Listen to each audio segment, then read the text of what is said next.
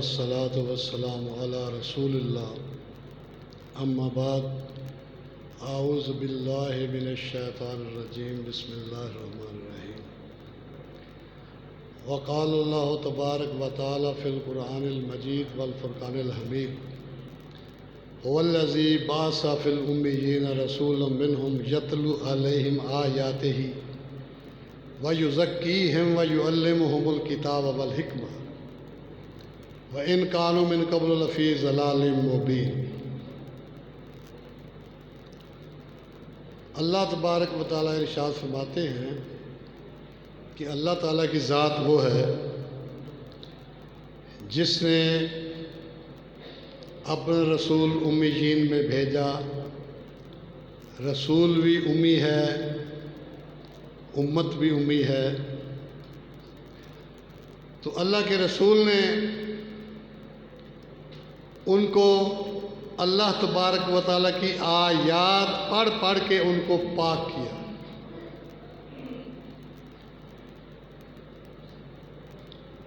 وَإِنْ كَانُوا مِنْ قَبْلُ لَفِي ضَلَالٍ مُبِينٍ، ان کی پچھلی زندگی کا بھی اللہ نے تذکرہ فرما دیا کہ اس سے پہلے، نبوت سے پہلے ان کی زندگی جو تھی وہ جہالت کی زندگی تھی،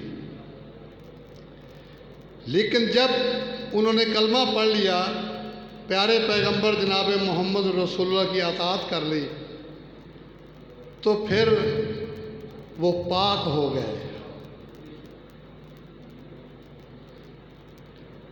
اور یہ شروع سے ہی جو چیز عروج کو جاتی ہے اس کی مخالفت بھی شروع ہو جاتی ہے۔ اب کئی لوگ کہتے ہیں صحابہ منافق تھے۔ مکہ شریف میں جو لوگ تھے صحابہ اکرام، ان کو تو مارا گیا، تکلیفیں دی گئی، تو وہاں تو منافقت ہو ہی نہیں سکتی۔ منافقت جب شروع ہوئی ہے جب اسلام غالب آ گیا اور وہ لوگ مجبوراً اسلام کے اندر داخل ہو گئے کہ اب چارہ کوئی نہیں، ان کے ساتھ لڑ نہیں سکتے، لہٰذا کلمہ پڑھ لو، ان کے اندر شامل ہو جاؤ۔ تو اس وقت منافقت شروع ہوئی، جیسا کہ عبداللہ بن سبا یہودیوں کے اندر منافقت شروع ہوئی۔ اسلام غالب آتا چلا گیا، بدر ہوئی، احد ہوئی، خندق ہوئی، اللہ تبارک و تعالیٰ نے مسلمانوں کو غلبہ دیا، اسلام بڑھتا چلا گیا، اور یہودیت کے اندر تعصب اور منافقت بڑھتی چلی گئی، حتیٰ کہ ایک وقت آیا ان منافقوں کو مدینے سے باہر بھی نکال دیا گیا۔ اب میں ٹائم تھوڑا ہے، ذرا مختصر سی بات کروں گا۔ پیارے پیغمبر جناب محمد رسول اللہ صلی اللہ علیہ وسلم، آپ کے جو صحابہ تھے یہ امت کا ہراول دستہ ہے۔ انہوں نے پیارے پیغمبر کے ساتھ مل کر انقلاب لایا ہے، اپنی جانیں قربان کی، اپنا مال قربان کیا، اپنی اولاد قربان کی، اپنا سب کچھ قربان کر دیا اللہ کے رسول کے پیچھے، اسلام پر، اللہ کی توحید کے لیے۔ اب لوگ ان کو غلط، یعنی تعصب، جو منافق لوگ ہیں وہ ان کے اوپر منافقت کا الزام لگاتے ہیں، حالانکہ اللہ کے رسول کے سارے صحابہ، حقیقت پوچھو انہوں نے اپنے خاندان کی بات کو نہیں مانا، رشتہ داروں کی بات کو نہیں مانا، انہوں نے اپنے نفس کی بات کو بھی نہیں مانا،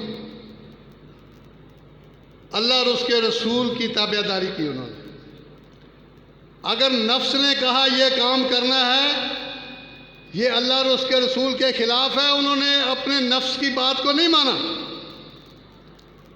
اتنے اللہ کے رسول کے شہدائی تھے، اب لوگ ان کو کہتے ہیں، طرح طرح کی باتیں بناتے ہیں، ان کی باتوں سے ظاہر ہوتا ہے یہ مسلمان نہیں ہیں، یہ یہودیوں کی بی ٹیم ہے۔ کیسے؟ اب اللہ کے رسول صلی اللہ علیہ وسلم ان کی بیویوں کے بارے میں جو بات کرتا ہے، خود رشتہ کرنا ہو پورے پنجاب میں پھریں گے، خاندان اچھا ہو، لڑکی بہت شریف ہو، پڑھی لکھی ہو، اور جب نبی صلی اللہ علیہ وسلم کی بیویوں کے بارے میں کبھی نہیں سوچا کہ اللہ کے رسول نے جو پوری کائنات سے سمجھدار عقل مند ہیں، صاحب وحی ہیں، ان کو کوئی پتہ نہیں چلا کہ میرے گھر میں بیویاں کیسی ہیں، میرے سورے کیسے ہیں، سسر کیسے ہیں، ان کو نہیں پتہ چلا۔ ان کو زیادہ پتہ چلتا ہے کہ ہمارے سسر بڑے اچھے ہیں۔ تو نبی کریم صلی اللہ علیہ وسلم کے داماد، میں کہتا ہوں نبی کریم صلی اللہ علیہ وسلم کی بیویوں جیسی کائنات کے اندر بیویاں نہیں ہیں، اور ان کے سسر جیسے کوئی سسر نہیں کسی کے، ان کے داماد جیسے کسی کے داماد نہیں ہیں، جو کتاب ان پر نازل ہوئی ہے اس کتاب جیسی کوئی کتاب نہیں ہے، جو حدیث انہوں نے بیان کی ایسی کوئی کائنات کے اندر کوئی بات نہیں ہے ان کے مقابلے کے۔ کیا اللہ کے رسول کو اتنا بھی نہیں پتہ تھا؟ ایک طرف عالم الغیب بھی کہتے ہیں، حاضر ناظر بھی مانتے ہیں، دوسری طرف ایسا اس کو سمجھتے ہیں کہ اس کو پتہ ہی نہیں تھا کسی بات کا، رشتہ داری کرنے کا، بیویاں کیسی ہونی چاہیے، داماد کیسے ہونے چاہیے، سسر کیسے ہونے چاہیے، اور دوست کیسے ہونے چاہیے۔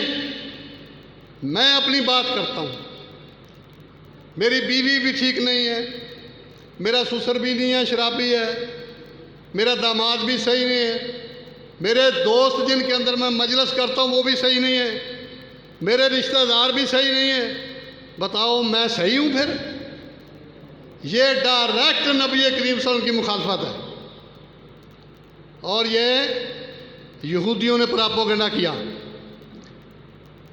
اسلام کے خلاف، نبی کریم صلی اللہ علیہ وسلم کے خلاف، کہ دیکھو جی صحابہ ایسے ہیں، ایسے ہیں، ایسے ہیں۔ اللہ نے جب قرآن مجید میں آسمان سے ان کی شان نازل بیان کر دی کہ میں ان سے راضی ہو گیا، وہ مجھ سے راضی ہو گئے، تو اس لیے میرے بھائی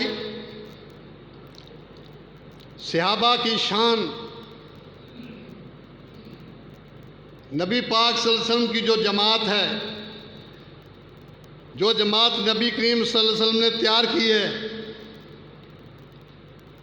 اللہ نے اس کو پاک بتایا ہے کہ وہ اللہ نے ان کو پاک کر دیا۔ یعلمہم الکتاب والحکمہ، اس کے ذریعے سے، کتاب و سنت کے ذریعے سے وہ پاک ہو گئے، اور وہ جنتی ہیں قطعاً۔ اب جو بھی ان کے بارے میں بات کرے گا، صاف ظاہر ہے اللہ کے رسول پر ایمان نہیں، قرآن پر ایمان نہیں،